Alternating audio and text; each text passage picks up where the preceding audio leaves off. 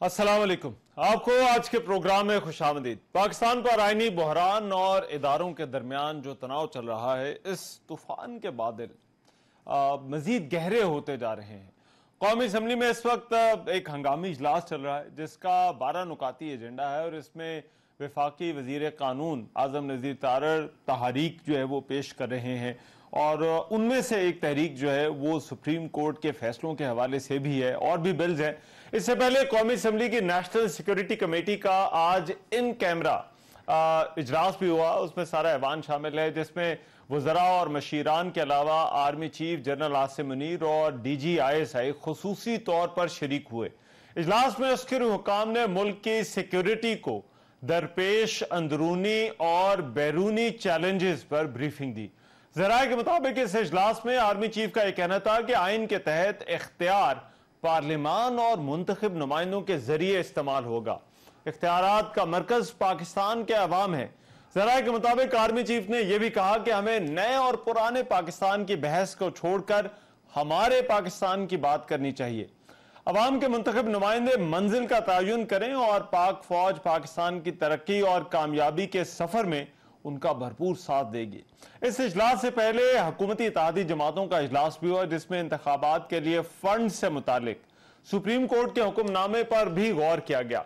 दूसरी तरफ आज सुप्रीम कोर्ट ने जो इल्तवा केस है उसमें पंजाब के इंतखाबात के लिए जो स्टेट बैंक है उसको फंड जारी करने का हुक्म जारी कर दिया है। तहरीरी हुक्मनामा अब से कुछ देर पहले आया इस समात का जिसमें वजारत खजाना को 21 अरब रुपए जारी करने का कहा गया है और साथ ही साथ इस हवाले से रिपोर्ट भी जमा करवाने का कहा गया है। चीफ जस्टिस की सरबराही में इन चैम्बर इस मामले की समाअत हुई। स्टेट बैंक के हुकाम का मौकिफ था कि 21 अरब रुपए की रकम खजाने में मौजूद है जो सिर्फ हुकूमत की मंजूरी से ही जारी की जा सकती है। कौमी असम्बली का इजलास क्या अहम फैसले लिए जा रहे हैं, इस पर जो बातें हो रही हैं, फिर कल के हुक्म इम्तनाई के बाद अब हुकूमत के पास उस प्रैक्टिस एंड प्रोसीजर बिल के हवाले से अब क्या ऑप्शन है। सुप्रीम कोर्ट के हुक्म के बाद अब इंतखाबात के लिए क्या फंड्स जारी होंगे या नहीं और इंतखाबात के लिए सिक्योरिटी के मामले का क्या बनेगा। और फिर सबसे जो अहम सवाल इस वक्त ये है कि जो तनाव देखा जा रहा है, एक तरफ अदलिया के अंदर जो कुछ हो रहा है और फिर जो मुकन्ना पार्लिमान और अदलिया के दरमियान मामला चल रहे हैं, क्या इस बहरान से निकलने के लिए किसी के पास कोई हल या कोई रास्ता है या नहीं, और अगर ऐसा है तो इसका आगाज कहां से होना है। ये वो इश्यूज हैं जिन पर आज के प्रोग्राम में जो है वो बात होगी। एक ब्रेक लेते हैं, ब्रेक वापस आते हैं तो मेहमानों का तारुफ भी कराएंगे और इस पर बहस का आगाज करेंगे।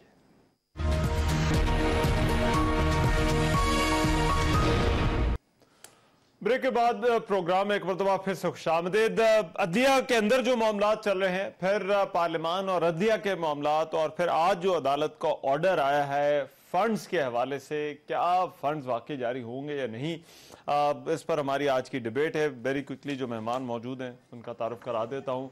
सेनेटर डॉक्टर मुसद्दिक मलिक साहब, वजीर मुमलिकत बराए पेट्रोलियम मुस्लिम लीग नून से, वो हमें ज्वाइन कर रहे हैं। डॉक्टर साहब बहुत शुक्रिया आपके वक्त का। उस्मान डार साहब जो है वो हमें तहरीक इंसाफ से जो है वो ज्वाइन कर रहे हैं। उस्मान डार साहब आपका बहुत शुक्रिया। मैं गुफ्तगू का आगाज उस्मान डार साहब आपसे करना चाहता हूँ। ये आपकी नज़र में ये जो पूरा कॉन्फ्लिक्ट इस वक्त जो है वो चल रहा है दो बड़े इदारों के दरमियान, एक तरफ पार्लिमान है, अभी भी इजलास हुआ और आज फिर एक और करारदाद जो है वो उसमें आई, और फिर दूसरी तरफ जो अदलिया के अंदर जो है वो मामला चल रहे हैं, आपके ख्याल में सब कुछ क्यों हो रहा है? देखिए रहमान, इंतहाई अफसोसनाक बात है कि अगर इलेक्शन कमीशन ऑफ पाकिस्तान अपनी आईनी जिम्मेदारी पूरी करता, जिस तरह हमने असम्बलियाँ तहलील की 90 रोज़ में इलेक्शन हो जाते, तारीख दे दी जाती और खैबर पख्तूनख्वा और पंजाब दोनों सूबे इलेक्शन की तरफ चले जाते, तो ना ही हाई कोर्ट में जाने की जरूरत पेश आती, ना ही सुप्रीम कोर्ट ऑफ पाकिस्तान में जाते, ना ही पार्लियामेंट और सुप्रीम कोर्ट आज आमने सामने होते। चूंकि हुकूमत की नीयत ही नहीं थी पहले दिन से इलेक्शन की तरफ जाने की, इलेक्शन से ये भाग रहे हैं। इस सूरत में सुप्रीम कोर्ट ऑफ पाकिस्तान के तमाम काबिल तराम जज साहबान जिन्होंने आइन की पासदारी का, आइन के तहफ़्फ़ुज़ का ओथ लिया है, हल्फ लिया है, अब वो उस पासदारी में, उस आइन के तहफ़्फ़ुज़ में 90 रोज में इलेक्शन चले, ऊपर नीचे 10 दिन हो जाए, 15 दिन हो जाए, वो एक अलग डिबेट है।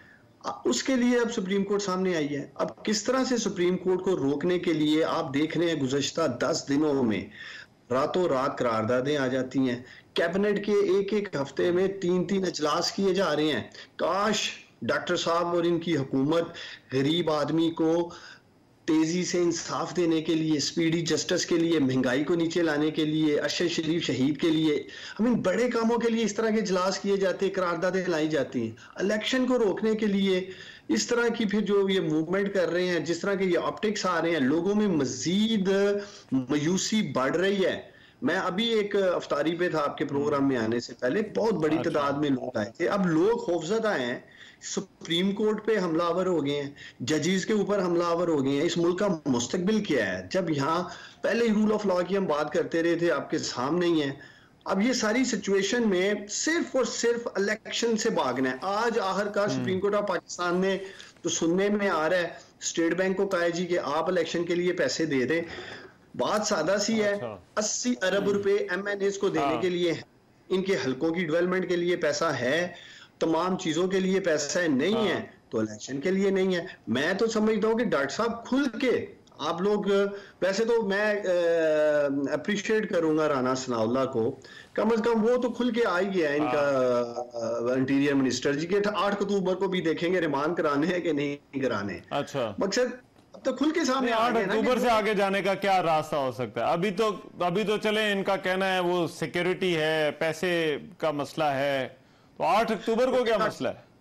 डॉक्टर साहब जैसे दोस्त मुस्लिम लीग में और बाकी, आपको तो पता ही है, हम एंड ऑफ द डे चले कुलीग्स तो हैं, सुनने में मिलता रहता है ऑफ द रिकॉर्ड कि डॉक्टर साहब इलेक्शन भूल जाओ, कोई इलेक्शन नहीं, 1.5 साल 2 साल। अच्छा। बिल्कुल, मैं हैरान होता हूँ जब ये निजी महफिलों में प्राइवेट कहीं मुलाकात हो जाए तो ये इस तरह के रिमार्क्स देते हैं, और अजीब से उनके लगता है कि कहीं आइन और कानून कहीं दूर दूर तक सोच में भी नहीं है कि पाकिस्तान का आइन क्या कहता है। आइन की रूह के हवाले से इलेक्शंस वाजिया लिखा है कि 7 रोज में होंगे जब जनरल इंतखाबात की तरफ जाते हैं। तो ये डॉक्टर साहब बेहतर बता सकते हैं कि इनके मिनिस्टर या इनके लोग, मैं पूछ लेता हूँ क्यों ये इस तरफ लेके जाते हैं। डॉक्टर साहब पहले ये जरा इंतखाबात वाली बात जरा क्लियर कर दें। ये देखिए, अगर उनका सिंपल सा आर्गुमेंट है, उन्होंने कहा कि अगर अभी नहीं हो सकते तो फिर इसका मतलब है 8 अक्टूबर को भी ना हो, फिर क्या गारंटी है कि 8 अक्टूबर को भी इंतखाब हो जाएगा?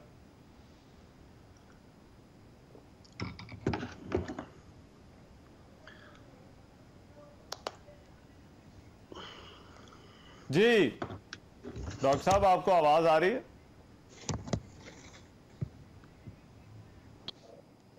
जी मैं माफी चाहता हूं, मैंने म्यूट किया हुआ था ताकि वो डिस्टर्बेंस ना हो। मैं भी कहीं अवतार करने आया हुआ हूं तो वो मैंने म्यूट किया हुआ था, तो माफी चाहता हूं थोड़ा सा। देखिए, बात ये है, मैं आपसे ये कह रहा हूं कि मैंने तो कम से कम कभी ये नहीं कहा कि आईनी मुद्दत में इलेक्शन नहीं होने चाहिए, लेकिन कई चीजें हैं जिनकी अभी आइन में एक्सप्लेनेशन नहीं है। मसलन आइन में यह वजाहत नहीं की गई कि जब केयर टेकर हुकूमत का जिक्र किया गया है तो अगर सूबों में नई हुकूमत बन जाए तो सेंटर में जो केयर टेकर आएगी उसकी क्या ज्यूरिसडिक्शन होगी सूबों पे।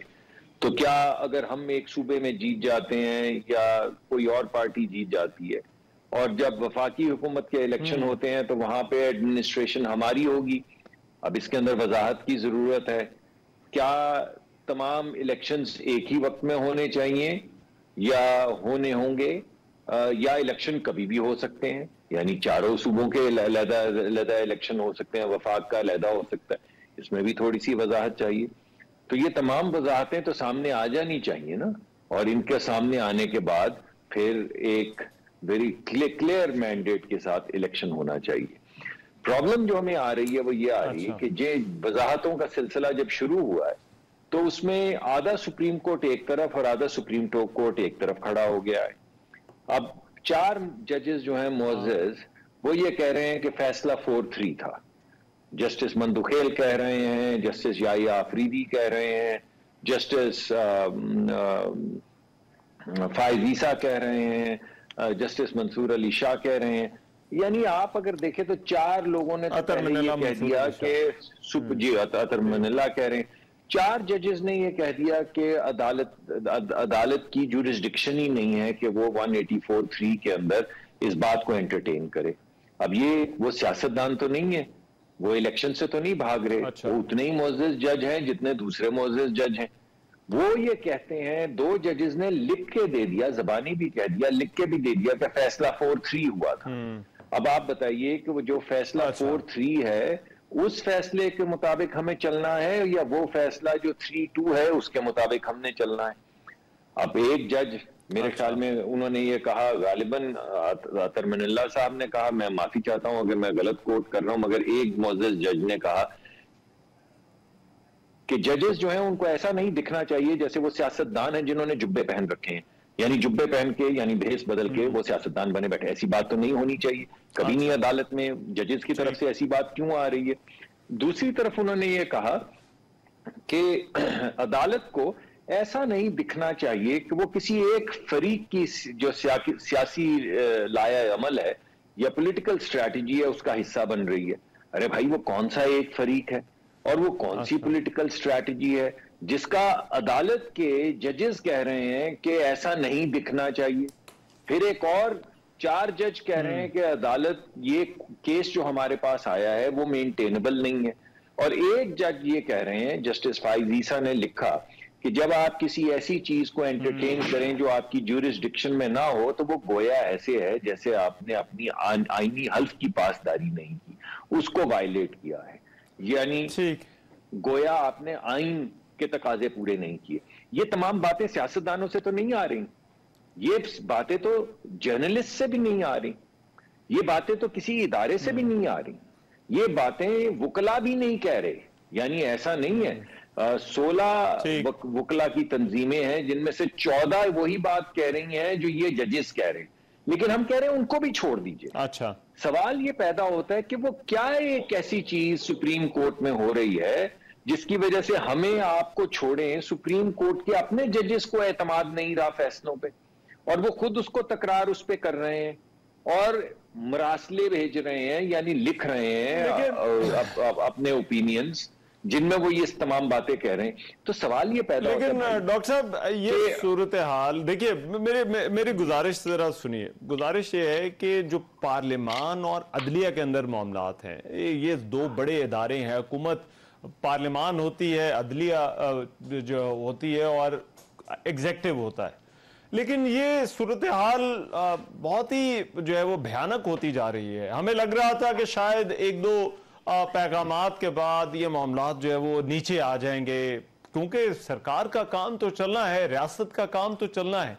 लेकिन अभी ऐसा लग रहा है कि ये तसादुम की तरफ बढ़ रहे हैं और बढ़ते ही जा रहे हैं और दोनों में से कोई अपनी पोजीशन से पीछे हटने को तैयार नहीं है और मुसलसल जो है वो एक कोलिजन की तरफ जो है वो जा रहे हैं। क्या सर ये क्यों हो रहा है? कहां है वो जो दरमियान में आकर मामलात जो है वो थोड़ा बेहतर करवा देते हैं, किसी को कहते हैं कि कुछ कॉम्प्रोमाइज कर लो या पीछे हट जाओ, अपनी पोजीशन में थोड़ा, अपने मौकफ में थोड़ी लचक पैदा करें? जी देखिए, बात यह है कि हम तो साइल है ना, जिस तरह हमारे सियासी हरीफ जो हैं वो भी साइल है। ये मुकदमा तो या ये जिम्मेदारी तो सुप्रीम कोर्ट की है, एडजुडिकेशन की जिम्मेदारी या अदल करने की जिम्मेदारी तो सुप्रीम कोर्ट की है, और ये कि अदल हो भी और अदल होता हुआ दिखाई भी दे, ये भी जिम्मेदारी जो है वो सुप्रीम कोर्ट की है।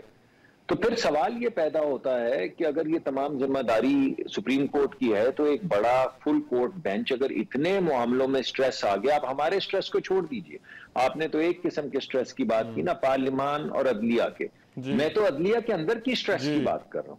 अगर आपने आईनी मुकदमा या नुकात के ऊपर बहस करनी है और इतनी बड़ी तकरार हो गई कि लोग एक दूसरे को कह रहे हैं कि आपने जुब्बा पहन के सियासत करता हुआ नहीं दिखना चाहिए या अदालत को सियासी फरीक नहीं दिखना चाहिए किसी की लाया अमल या पॉलिटिकल स्ट्रैटेजी का, जब यहां तक बात पहुंच जाए तो क्या ये मुकर्रर नहीं है कि एक फुल कोर्ट बेंच बना दिया जाए और उस पर ये तमाम बातें यानी आईनी नुक्ता नजर से बजाय इसके कि एक दूसरे के फैसलों पे या एक दूसरे पे ले दे की जाए, आइन के नुकात पे बहस की जाए जो पूरा मुल्क सुने।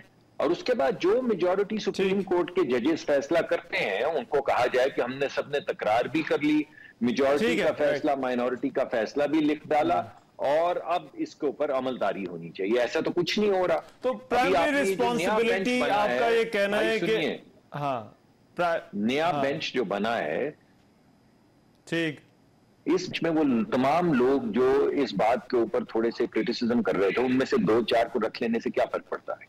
आप अभी हमारे दोस्त ने कहा कि आप इलेक्शन से भाग रहे हैं, इस वजह से आप इलेक्शन नहीं करवाना चाहते, तो मैं आपको कहूंगा कि फुल बेंच क्यों नहीं बन रहा। कोई उस तकरार में या उस फैसले में कुछ ऐसी चीज है कि आप कहते हैं कि ना ही बने फुल बेंच तो अच्छा है। ऐसा नहीं होना चाहिए। लेकिन आपका ये कहना है कि ये अदलिया के ऊपर जिम्मेदारी है। मैं जरा डार साहब, वाकई ये जो टेम्परेचर नीचे लाने वाली जो बात है, ये अदलिया के ऊपर इस वक्त जो है वो जिम्मेदारी है, क्योंकि अदलिया के 2 फ्रंट्स हैं, एक अदलिया के अंदर है और एक अदलिया का वर्सेस पार्लियामान है मामला। देखिए रहमान, एक तो मैं डॉक्टर साहब को कहूंगा कि ये फॉरेन लॉ मिनिस्ट्री वाली जो पोजीशन है उसे संभाल लें इस गवर्नमेंट में।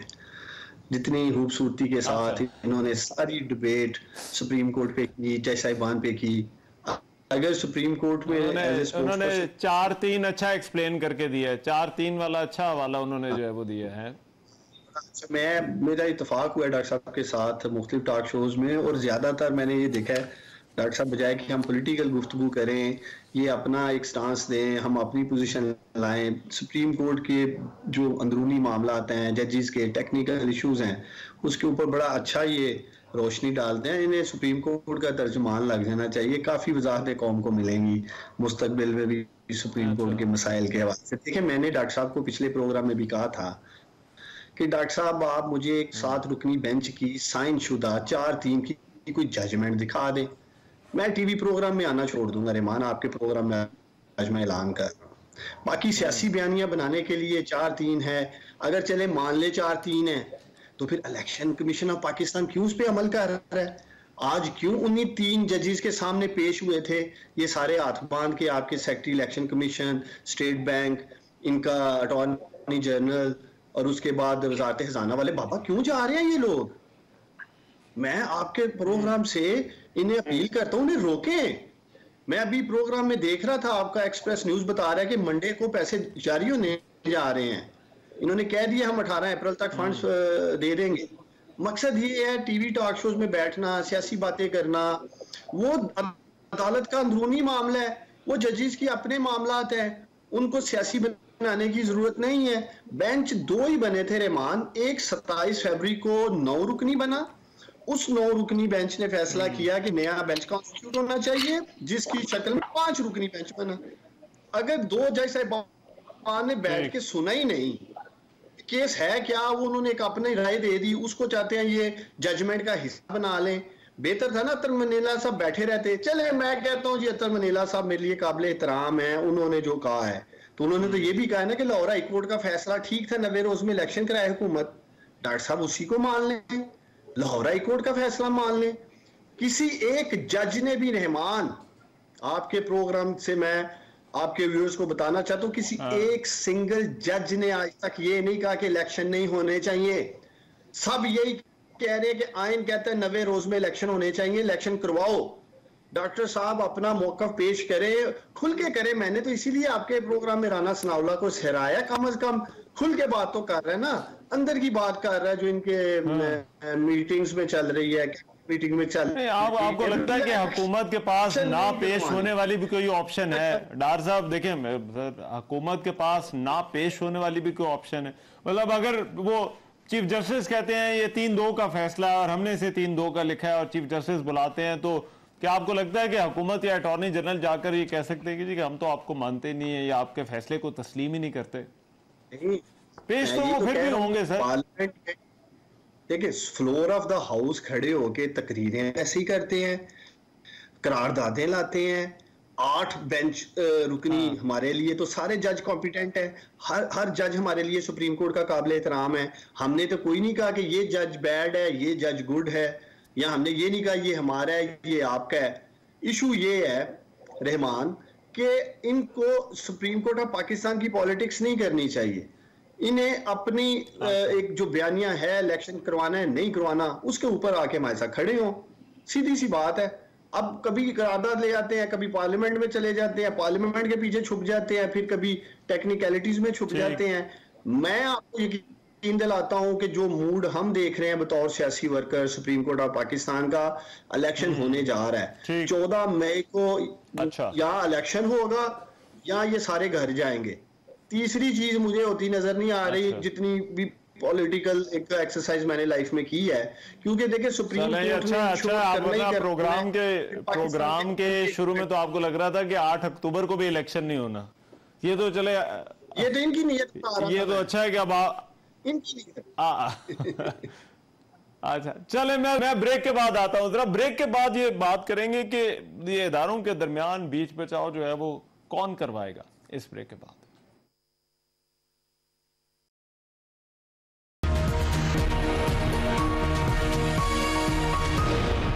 ब्रेक के बाद प्रोग्राम में एक मरतबा फिर से खुशामदीद। ये जो अदालती अहकामात हैं जब आ जाते हैं तो फिर क्या इनको ना मानने वाली भी कोई ऑप्शन हो सकती है हुकूमत के पास या नहीं? ये ज़ाहिर बात है हुकूमत के लिए बड़ा सवाल है, किस तरह अमल दरामद होता है। मुसद्दिक मलिक साहब, सर ये ज़रा फरमाइएगा, ये प्रैक्टिस एंड प्रोसीजर बिल के हवाले से भी कोई ऐसी ही सिचुएशन है? अब अदालत ने एक हुक्म इम्तनाई तो दे दिया है, लेकिन क्या अभी भी पार्लियामान जो है वो विल गो अहेड और आगे जाकर जो है वो इस बिल को दोबारा से जो है वो मंजूर करेगी या होना चाहिए? ये कॉलेज स्कूल में पढ़ रहे थे तो उसमें एक हमें वो किताब पढ़ाई जाती थी एलिस's एडवेंचर्स इन वंडरलैंड, और उसमें वो एक रेड क्वीन थी जो एकदम वर्डिक्ट देती है कि ऑफ विद द हेड। तो उसके सारे मुशीर उसे समझाते हैं कि नहीं मैजेस्टी ऐसे नहीं होता, ऑफ विद द हेड नहीं होता, ट्रायल पहले होता है, वर्डिक्ट बाद में होता है। तो उन्होंने कहा फिर मैं क्वीन किस चीज की हूं अगर ट्रायल पहले होता है और वर्डिक्ट? तो उन्होंने कहा नहीं नहीं नहीं, वर्डिक्ट पहले होता है, of with the head, trial बाद में करते रहेंगे। अच्छा, अरे भाई कानून आया नहीं, आप जरा सोचिए, अभी वो कानून बना नहीं, जरा गौर कीजिए इस बात पे। 10 दिन है जिसके अंदर वो वापस ला के दोबारा डिस्कस किया जा सकता है, जॉइंट सेशन में तब्दील किया जा सकता है, 10 दिन में यकसर उसको कैंसिल किया जा सकता है। लेकिन अदलिया के फैसले के गुमान में ये आया कि वो फैसला जो अभी हुआ नहीं, वो कानून जो अभी बना नहीं, क्यों ना उसको रिजेक्ट कर दिया जाए। आप सोचिए, जरा सोचिए इस बात पे कि एक चीज है जो उसने कानून की शक्ल नहीं ली, और अगर आप ये समझते हैं कि उसने कानून की शक्ल ले ली थी, जिसको कल परसों से मैं लोगों से सुन रहा हूं एक लफ्ज डीम्ड लॉ, अगर डीम्ड लॉ बन गया था तो बेंच नहीं बन सकता था, क्योंकि उस कानून के तहत बेंच तो सुप्रीम कोर्ट के चीफ जस्टिस नहीं बनाएंगे आने वाले वक्त में, 3 सीनियर मोस्ट जजेस बैठ के फैसला करेंगे बेंच में कौन कौन होगा। तो अगर वो डीम्ड लॉ था तो फिर बेंच कैसे बना? और अगर वो लॉ ही नहीं था तो आपने रोका किसे उस चीज को जो अभी नहीं हुई? जब इस तरह की आइन साजी होनी शुरू हो जाएगी, और आइन साजी कौन करेगा? वो नहीं करेगा जिसका आइन में लिखा है कि वो करेगा, यानी पार्लियामान। अदालत अगर आइन लिखना शुरू कर देगी, आइन साजी शुरू कर देगी, और वो कानून रद्द करेगी जो अभी बने नहीं, इस गुमान पे कि एक चीज है जो अभी नहीं बनी मगर बन सकती है, इस वजह से मैं उसको अभी से रद्द कर दूं। ये मैं आपको बताता हूं इसकी मुमासलत क्या है। इसकी मुमासलत वही है कि नवाज शरीफ साहब अपने बच्चे से पैसे ले सकते थे, उन्होंने नहीं लिए, मगर ले तो सकते थे, इस वजह से क्यों ना उनको तमाम जिंदगी के लिए नाअहल कर दिया जाए। वाह, जरा इस फैसले की नौयत देखिए आप, और फिर उसको जरा उसमें और इस फैसले में मुमासलत देखिए कि कानून है जो बना नहीं, जो तब्दील भी हो सकता है, रिपील भी हो सकता है, बन भी सकता है, क्यों ना उसको पहले से ही खत्म कर दिया जाए। तो ये रेड क्वीन डिसीजन है, रेड क्वीन डिसीजन, जिसका डॉक्टर साहब हमारे इख्तियारात का जो तायुन है इस ढांचे के अंदर वो ऐसा है कि इसमें अहकामात देने का इख्तियार तो अदालत को ही हासिल है, और वहां से जो भी अहकामात आएंगे उन पर अमल दरामद आपको करना पड़ेगा, चाहे वो 3-2 का फैसला हो, चाहे वो 4-3 का फैसला हो। जी और उसकी एक मिसाल ये देखिए ना कि आज आपको बुलाया सर, आज आपको बुलाया, आज आपको जाना पड़ा वहां पर अटॉर्नी जनरल को जाके जवाब तो देना पड़ा। एक सेकंड जी, एक सेकंड तो दे दें। जी जी, बात ये है मेरे भाई कि आपने भी क्या कमाल बात की है, जरा सोचिए। अमलदारी तो हो गई थी जस्टिस मुनीर के भी फैसले पे, अमलदारी तो मौलवी मुश्ताक के फैसले पे भी हो गई थी, अमलदारी तो वो कौन से जस्टिस, कौन से हक थे, मुझे तब नाम भी उनका भूल गया भला सा, उनके फैसलों पे भी हो गई थी। और अमलदारी तो ये जो अभी खोसा साहब ने फैसले किए हैं जाने से पहले, अल्लाह उनकी इज्जत और वकार में ज्यादा इजाफा करे, और जो साकिब निसार साहब ने किए थे उन पे भी अमलदारी हो गई थी। लेकिन भाई तारीख तो रकम हो गई ना। अब आप 1 साल के बाद 2 साल के बाद ये मत कहिएगा कि ये वो फैसला है, इसकी बात ना करें जो आज तक साइट नहीं हुआ। ये नहीं, मुझे समझ आ गई है कि आप तारीख रकम करना चाहते हैं, अमलदारी आपका इशू नहीं है। मैं जरा डार साहब से जरा मैं पूछ लूं। डार साहब जी, डार साहब देखिए, अब इसमें आज क्योंकि फंड वाला जो मामला था, फंड वाले मामले के ऊपर गवर्नमेंट का एक बड़ा डिफेंस है, और वो है कि पार्लियामान उसके पीछे है। और आज वफाकी हुकूमत ने जो जवाब जमा करवाया, उन्होंने कहा है कि आप कंसोलिडेटेड फंड से आप पैसे जारी करने का कह रहे हैं, लेकिन हमें पार्लियामान मना कर चुके हैं, और पार्लियामान इसकी जो है वो कस्टोडियन है ये कंसोलिडेटेड फंड की, और इसलिए वफाकी हुकूमत स्टेट बैंक को नहीं कह सकती कि ये पैसे जो है वो दिए जाए। तो फिर सर ये मामला तो फिर बाहर तौर पर ये हल होता हुआ नजर नहीं आ रहा। देखिए, रहमान वाज़िया तौर पर आइन में लिखा है इंतखाबात के लिए अखराजात सप्लीमेंट्री ग्रांट से या उसके लिए कोई स्पेशल परमिशन नहीं चाहिए, ये लाजमी अखराजात हैं। इसलिए ये सिर्फ, मैंने आपको पहले भी कहा है कि एक पॉलिटिकल बयानिया बनाने के लिए ये सब कुछ हुकूमत कर रही है। अगर डॉक्टर साहब जिस दलील के साथ माशाल्लाह मैं देख रहा हूँ कॉन्फिडेंट तरीके से कह रहे हैं जी कि वहाँ मसला है, यहाँ मसला है, 4-3 का इशू है, सुप्रीम कोर्ट में मसला है, तो अटॉर्नी जनरल ऑफ पाकिस्तान को रोके ना। वो क्यों जा रहे हैं वहाँ? बोल दो ना जी, हम तो मानते ही नहीं है, ये 30 जजेस का बेंच ही ठीक नहीं है, बेंच ही 7 रुकनी था, आप 3 लोग कौन कहाँ से आ गए हैं? फिर तो कौम भी समझेगी कि शायद ये ठीक है। वो तो उन्होंने कहा कि फैसले तो हो जाते हैं और फैसलों पर अमलदारी भी हो जाती है, वो तो इस बात को तस्लीम कर रहे हैं। नहीं तो फिर छोड़ देना ये बात, इलेक्शन की तरफ जाएं।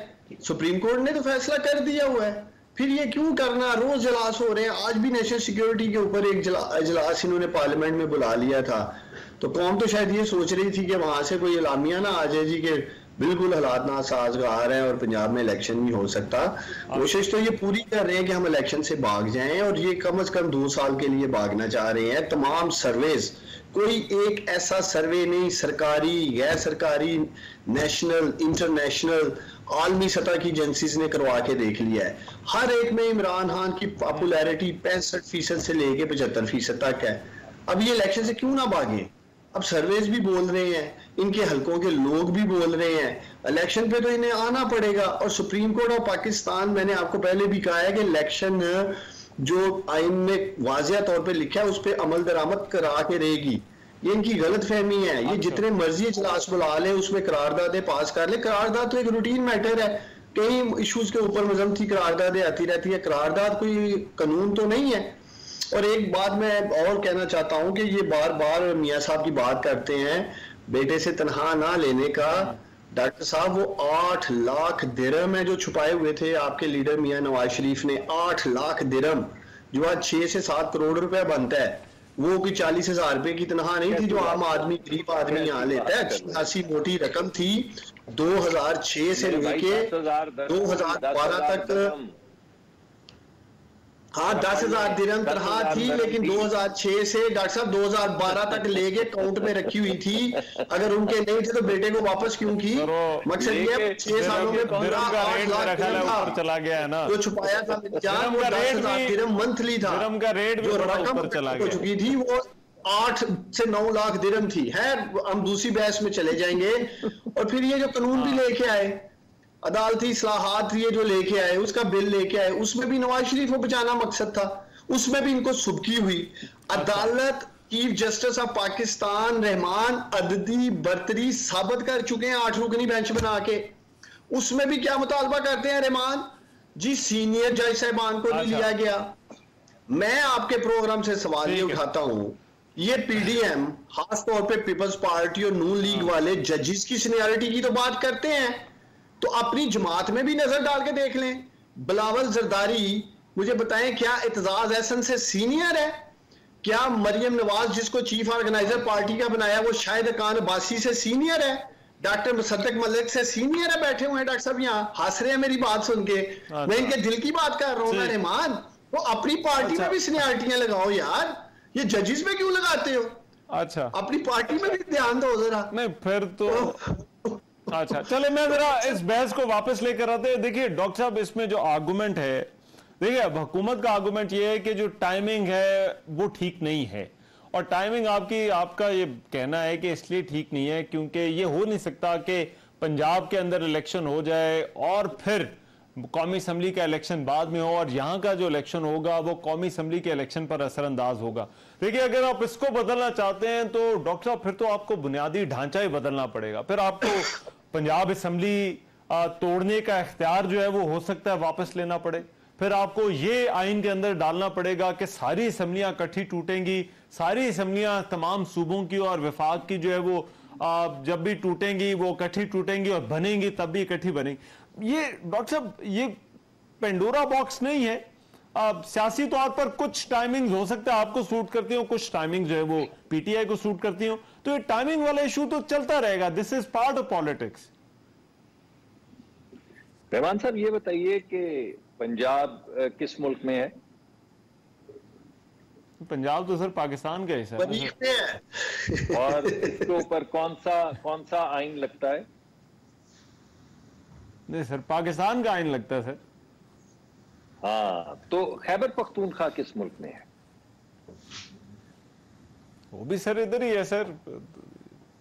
आप स्वीडन में तो नहीं है कहीं? रिटोरिकल सवाल, थोड़े रिटोरिकल सवाल पूछ रहे हैं सर। रिटोरिकल नहीं है, ये सीधी सी बात है कि एक आइन यानी इतनी बड़ी अदालती फैसले आ रहे हैं वो पंजाब पे लागू होते हैं, लेकिन वो जरा खैबर पख्तून का फैसला फिर कभी कर लेंगे क्योंकि वहां पे 90 दिन भी नहीं लगता, वहां पे आइन भी नहीं लगता, वहां पे कानून भी नहीं लगता, वहां पे किसी को हारने का भी डर नहीं, वहां पे किसी को जीतने का भी डर नहीं, क्योंकि वो इस मुल्क का थोड़ी, वो तो स्वीडन का एक सूबा है खैबर पख्तूनख्वा, उसके इलेक्शन स्वीडन के कॉन्स्टिट्यूशन के मुताबिक होंगे। कैसी अजीब बातें कर रहे हैं आप? यानी ये आइन भी सिलेक्टिविटी के साथ लगेगा, ये इलेक्शन भी सिलेक्टिविटी के साथ होंगे, यानी हर चीज होगी कि इधर करवा लेते थे एनु जरा रहन दो। ये क्या स्नेक्स एंड लैडर, वो लूडो की गेम नहीं होती जिसके पीछे वो स्नेक्स एंड लैडर होते हैं कि 87 पे सांप ने काटा तो 4 पे आ गिरा और फिर 17 के ऊपर सीढ़ी मिड़ी तो 64 पे चला गया। ये क्या खेल है भाई? अगर कोई तरीकाकार है तो उस तरीकाकार को नजर आना चाहिए। अगर तमाम जजेस के अंदर के कोई, मैंने कौन सी ऐसी बात की जो मैं कह रहा हूं? मैंने यहां पे जितनी आपको बातें कही वो जजेस कह रहे हैं, और जजेस किन के मुतालिक कह रहे हैं? फैसलों के मुतालिक कह रहे हैं। और जजेस क्या कह रहे हैं? वो कह रहे हैं कि जो हो रहा है वो ठीक नहीं हो रहा। ये सियासतदान कह रहे हैं। हमारा पार्लिमानी निजाम है जिसमें एग्जीक्यूटिव जो है वो पार्लिमान से आती, पार्लिमानी जमहूरी निजाम है। हमारे यहाँ ऐसा निजाम नहीं जैसा अमेरिका में सदारती निजाम होता है जहां पे पार्लिमान से बाहर सदर इलेक्ट होता है और वो अपनी काबीना लेकर आता है। अगर पार्लियामेंट डायरेक्ट करती है एग्जीक्यूटिव को कि आप ये नहीं कर सकते, तो एग्जीक्यूटिव नहीं कर सकती। और पार्लियामेंट के अंदर जो गुफ्तगू हो रही है वो रोज आपके सामने है। अब अगर इसके अंदर कुछ ठहराव पैदा करना है, हमें भी करना चाहिए, अदलिया को भी करना चाहिए, इदारों को भी करना चाहिए, तो एक मुअस्सर बड़ा बेंच बना दें ताकि जो वकार है वो बढ़े अदालत का। अगर अदालत के अपने ही लोग, वो लोग जिनको ब्रदर्स कहते हैं, वो सारे मिल बैठेंगे और इन आईनी नुकात पे कि एक सूबे में होने चाहिए इलेक्शन, एक में नहीं होने चाहिए, एक में 90 दिन में होने चाहिए, एक में नहीं होने चाहिए, एक जगह के ऊपर केयर टेकर होनी चाहिए, दूसरी जगह पे नहीं होनी चाहिए, एक जगह पे हुकूमत प्रोविंशियल किसी और की होनी चाहिए, सेंटर के अंदर केयर टेकर। अगर इन तमाम चीजों को कोई हतमी शक्ल देनी है तो दे डाले ना। ये जो गुड्डी गुड्डा का खेल राइट में डॉक्टर साहब मुझे एक ब्रेक पर जाना है, लेकिन ये ब्रेक के बाद मैं डार साहब आपके सामने सवाल जरूर रखूंगा कि पीडीएम जो हुकूमत है उसके दो मुतालबात हैं। एक तो ये लेवल प्लेइंग फील्ड और दूसरा तमाम इलेक्शन एक दिन हो। और अगर आपको अपनी पॉपुलैरिटी पर इतना ही एतमाद है तो इसमें मुश्किल क्या है, ये मैं डार साहब से पूछता हूं इस ब्रेक के बाद।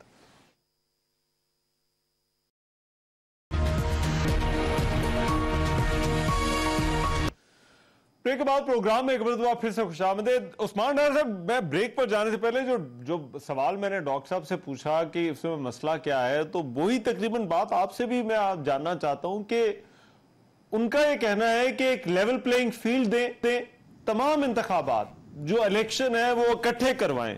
तो इसमें तहरीक इंसाफ को इसके साथ जो है वो, क्या तहरीक इंसाफ इस बात पर आमादा नहीं हो सकती कि आगे भी चीजें चलानी है तो थोड़ा ठीक मामलात को ठीक तरह से आगे बढ़ाया जाए?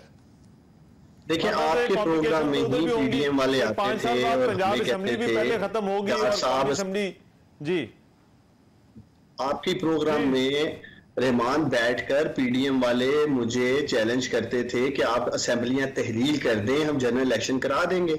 हमने तो अपना वादा पूरा कर दिया, असेंबलियां तहलील कर दी, बाग अब ये रहे हैं। इनकी नीयत साफ नहीं है, अब हमें इन पे कोई एतमाद नहीं है। मुख्तलिफ वज़रा मुख्तलिफ बयान जारी कर रहे हैं, हम 8 को भी नहीं कराएंगे, हम 6 माह बाद नहीं कराएंगे, हम 2 साल बाद कराएंगे, इलेक्शन होंगे ही नहीं। इसलिए अब हमारी सारी उम्मीदें सुप्रीम कोर्ट ऑफ पाकिस्तान के साथ जुड़ी हैं और हमें पूरी उम्मीद है कि supreme court he end of the day हम सबको, तमाम सियासी जमातों को बिठाकर इलेक्शन करवाने में कामयाब होगी। हालात अब इस नहज पे आ चुके हैं। आपको लग रहा है इसका पूरे मामले का हल जो है वो सुप्रीम कोर्ट के पास ही है? देखे ना, अब हमारे इकट्ठे बैठने वाले तो हालात नहीं रहे ना, अब किसी ना किसी ने तो बिठाना है। जब मामला इतने आगे बढ़ जाए तो कोई ना कोई तो बड़े भाई का किरदार अदा कर सकता है। अब supreme court of Pakistan election ही कराना चाह रहा है ना, और क्या कराना चाह रहा है? जहां तक लेवल प्लेइंग फील्ड की बात है, रहमान पाकिस्तान के पूरे तूलो अर्ज में इनकी हुकूमत है। मोहसिन नकवी निगरान वजीर आला इनका हैंड पिक आदमी है। जरदारी साहब उसे अपना बगल बच्चा कहते हैं। उसकी मौजूदगी में पंजाब का इलेक्शन होगा, अंपायर इनके साथ मिले हुए हैं, सारी फील्डिंग इनकी लगी हुई है, फिर क्यों घबरा रहे हैं इलेक्शन से? ये बात तो मुझे करनी चाहिए रहमान के प्रोग्राम पाकिस्तानियों के, हमें लेवल प्लेइंग फील्ड दें। 150 मुकदमात इमरान खान पे हैं, दर्जनों मुकदमात हमारी लीडरशिप पे हैं, 3000 से ज्यादा हमारे कारकुनान जेल में हैं, मेरे ऊपर खुद मुकदमात हो चुके हैं, मैं खुद प्री अरेस्ट बेल पे बाहर हूं, सारी जमात हमारी मुकदमात का सामना कर रही है। अली मीन गंडापुर के मुंह पे कपड़ा डाल के ऐसे लेके जा रहे हैं जैसे कलभूषण का यार पकड़ा गया है। मकसद ये किस तरह कर रहे हैं? इस तरह का फाशिज्म है। ठीक है, चले मेरे पास सब टाइम का, मैं डॉक्टर साहब से पूछ लूं। डॉक्टर साहब, ये बिठाने वाले भी अब नहीं बिठा रहे, तो मतलब इसका क्या हल क्या है? ये जो टेम्परेचर इतना, मैं वही सवाल कि इतनी चीजें आगे जाए जा रही हैं, हर रोज एक नई डेवलपमेंट होती है और वो पहले से ज्यादा वो उसे कहते हैं ना अगली टर्न जो है वो सिचुएशन में जो है वो हम देख रहे हैं। तो सर हल क्या है आपकी नजर में?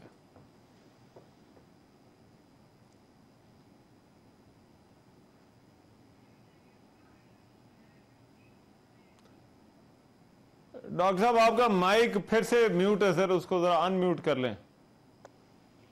वो मैं आपके खौफ से जब ब्रेक आती है तो उसमें म्यूट कर लेता हूँ कि कोई ऐसा ना तबसरा डायरेक्ट। आजकल वैसे भी आपके यहाँ वो चला है रिवाज। अच्छा डॉक्टर साहब, एहतियात लाजिम है, एहतियात लाजिम है। जी, मैं ये कह रहा हूँ कि आप, मेरे ख्याल में आपका तज्जिया 100% ठीक है। ये जो डी एस्केलेशन और डीपोलराइजेशन, ये होना बहुत ज्यादा जरूरी है।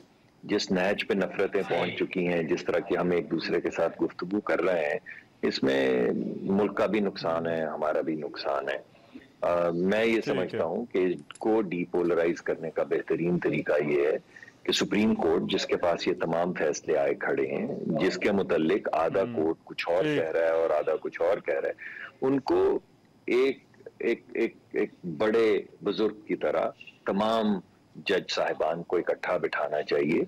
और ये जो आईनी तकरार जो कि सुप्रीम कोर्ट के अंदर से आ रही है, सुप्रीम कोर्ट के अंदर से ये तकरार खत्म होगी तो फिर सबको यकीन आ जाएगा कि ये फैसला जो है ये वन साइडेड नहीं। ठीक है, बहुत शुक्रिया डॉक्टर मुसद्दिक साहब और उस्मान डार साहब आज के प्रोग्राम में मौजूद थे। इजाजत दीजिए, अल्लाह ने के बाद।